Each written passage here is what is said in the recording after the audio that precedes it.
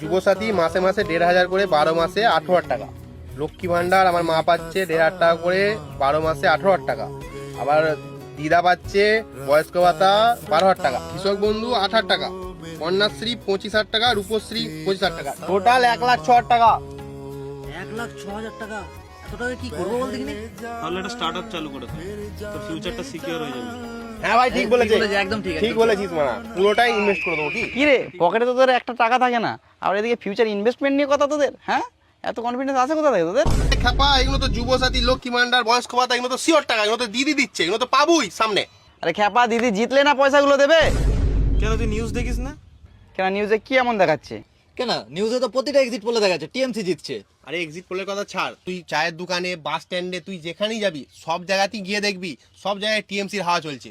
TMC guarantee দিচ্ছে। Guarantee. তাহলে তো আমাদের ইনভেস্টমেন্টটা সিওর। হ্যাঁ, হচ্ছে তো।